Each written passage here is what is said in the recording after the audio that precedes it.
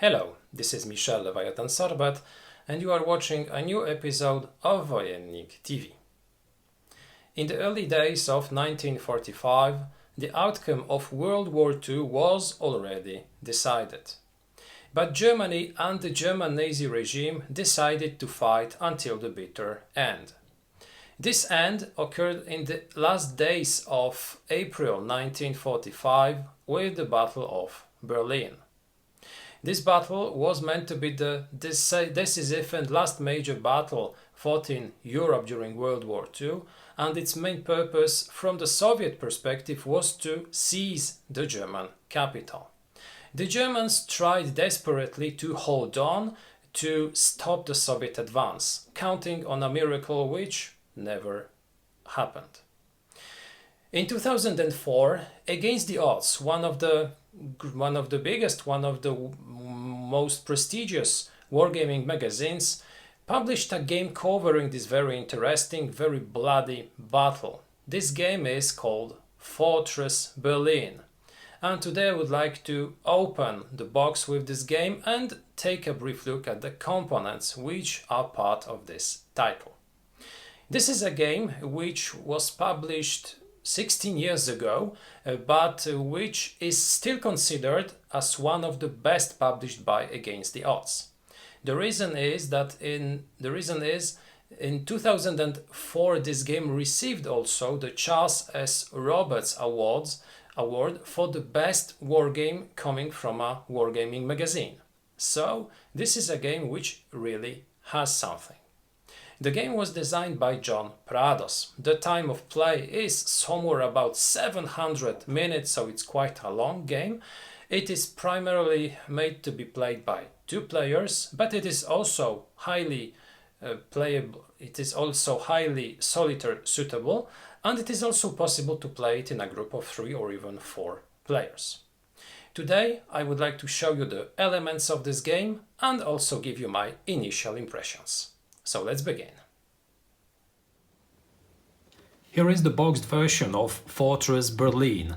The game was published by Against the Odds in 2004, and as you can see, this is an edition which underlines that this game was awarded the CSR Charles S. Roberts Award for the best magazine wargame published in that year. And this information will underline it. Here you have some also brief information about the game. You have also a possibility to take a look at the map, at some of the counters. We receive also the information about the components, which will include 1 rulebook which will be 16 pages long, 4 charts and tables. The complexity of the game will be medium. It will be very highly solitaire suitable, and the time of play should be up to 12 hours. It will depend on the scenario chosen, because we will have several scenarios in this game. The box cover, very attractive, very interesting, with one of the most famous photos taken during the Battle of Berlin, or just after the Battle of Berlin. Let's take a look now at the elements. Now, first of all, we receive, of course, the magazine, so Against the Odds, Volume 2, number 4. This magazine, this number of Against the Odds, this issue of Against the Odds will concentrate primarily on the Battle for Berlin. So we will have several articles which will depict this battle.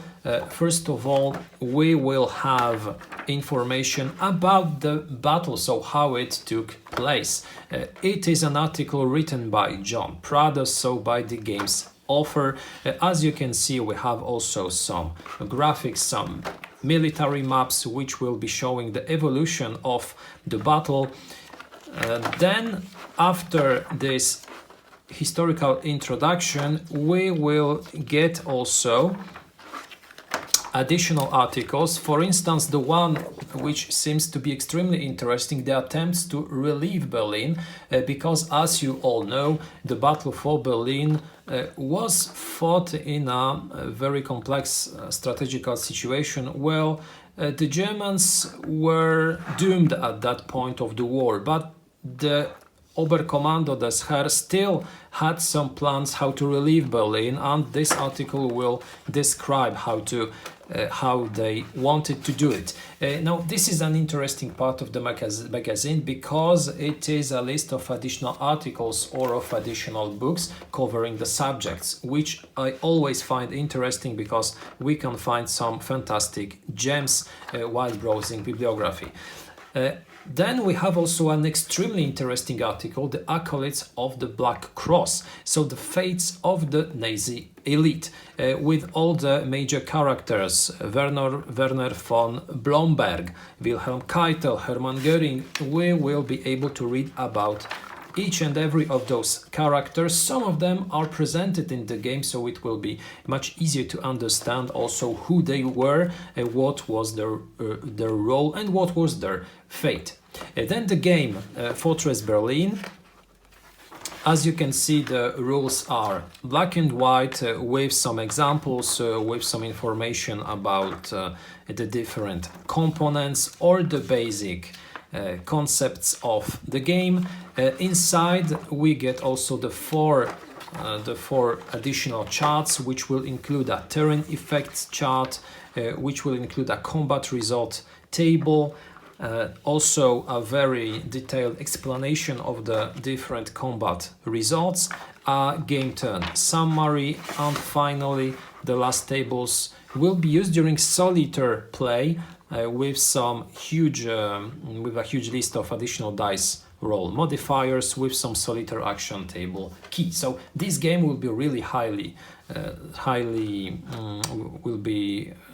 very suitable for solitaire play, which is always something that I am keen on. Then additional rules governing, for instance, fortifications, special units, and finally setup and scenarios with the list of the German order of appearance, the Soviet order of appearance, and the scenarios. Take a brief look at them. We have some game variants, for instance, the minor variant Reichstag Flag Tower R. The minor variant Latvians come to Berlin, another minor variant stiffened 56 Panzer Corps, a major variant Steiner counterattacks, a major variant Venki's coming, and the very major variant On to Berlin. So different ways how to play this game. All of them will be played differently with a different time of play, which is always something nice in games if you can differentiate the time of play suited to your own abilities. And then also rules governing solitaire play. So as you can see, we have some dedicated solitaire rules. So the game is not only suitable for solitaire play, it is tailored to be played solitaire. I like it a lot. Then another perspective, On to Berlin, Operation Eclipse. So this is something different. This is the Western point of view on how the Allies wanted to seize Berlin. Then also additional articles, as you can see. One of them will be concerning the First World War. So we have the Battle of Dernancourt in April 1918. I'll gladly read this, as the Great War is one of my preferred history subjects. Groping for the New Paradigm. So this is an article about the process of game designing, and it was written by John Compton. Finally, one additional article which will transport us to the times of Second World War, to the times before this huge conflict, about the Hitler Jugend, so about the Hitler's youth. Then Simulation or Corner by John Prados, Steady as She Goes, and that's it when it comes to the content of the magazine. Now let's take a look at the elements which are part of the game.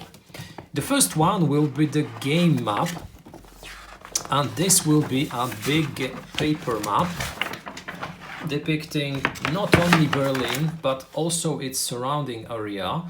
So we'll get, for instance, the Tempelhof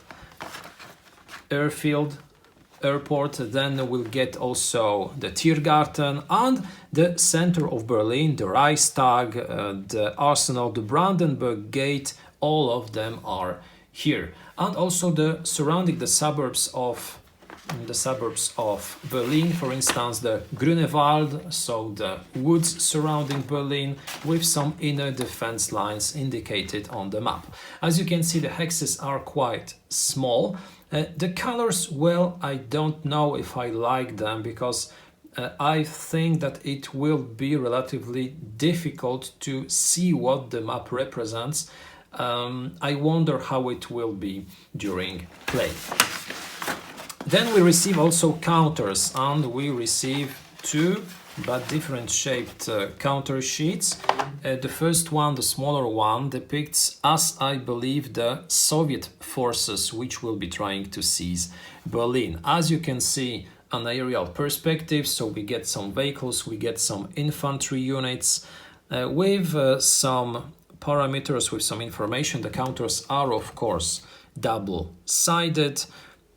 And I see that they are well centered. I will see how they are punched from this counter sheet. I will still round them because I round all my games.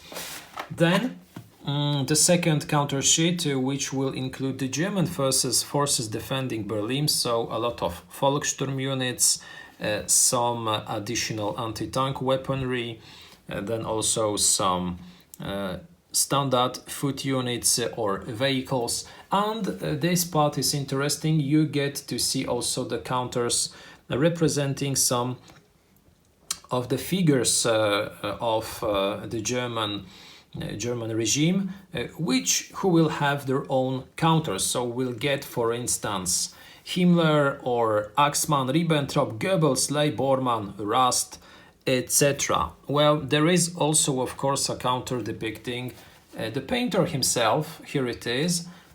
It is separately from the others. It is on the second side of the second counter sheet. So one of the few games in which such a counter is presented. I like the colors of those counters, and let's see how they will look on the map. Well, maybe it won't be so difficult to distinguish them. We will see. Apart from those elements, we receive also one additional small game.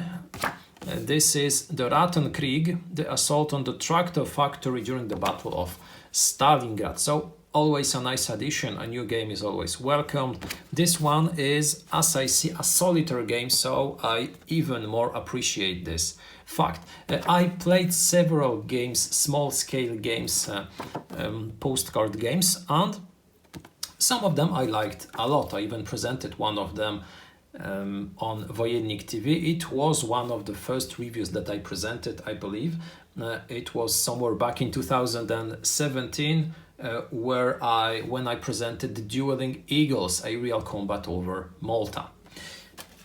Some additional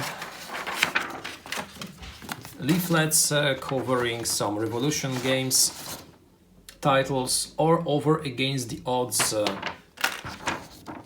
issues. For instance, Red Dragon, Blue Dragon. This is also a game which I already presented on Wojennik TV. So if you want to see this game, you can check it out. And this is it when it comes to the components of Fortress Berlin. Well, of course, we get also 2 dice. That's it when it comes to the components of Fortress Berlin. Let's pass to my initial thoughts. Fortress Berlin is not the first game published by Against the Odds that I will be reviewing on my YouTube channel. But it will be the first game published by Against the Odds which received the prestigious Charles S. Roberts Award, which I will be presenting. Fortress Berlin is in my collection for 5 or 6 years or so, and I still haven't played it. So this will be an occasion to take finally this game and to play it. The Battle of Berlin was extremely bloody, was extremely costly for both sides. It culminated with Hitler committing suicide, with some Nazi regime leaders fleeing or being captured. So a lot of things happened during this battle, and I hope that the game will help to recreate some of those events. I'm not quite keen on the map because I am not sure that it will be very functional. I rarely see such a color palette used when designing maps, but I will give it a try. I have absolutely no problem with playing this game how it is presented, and I hope that it will be functional. If it is, well, I will give you my opinion about it during a future review. I like the counters, I like the artwork on those counters. I hope that the rules are well written. It's hard to say anything more apart the fact that I'm really excited to finally give this game a try. I will of course present it during a future review once more on our channel. Up until then, I invite you to take a look at our other unboxings and reviews in English. We have also some interesting stuff on Facebook or Instagram. And this was the unboxing of Fortress Berlin, published by Against the Odds. I wish you a fantastic day and see you next time.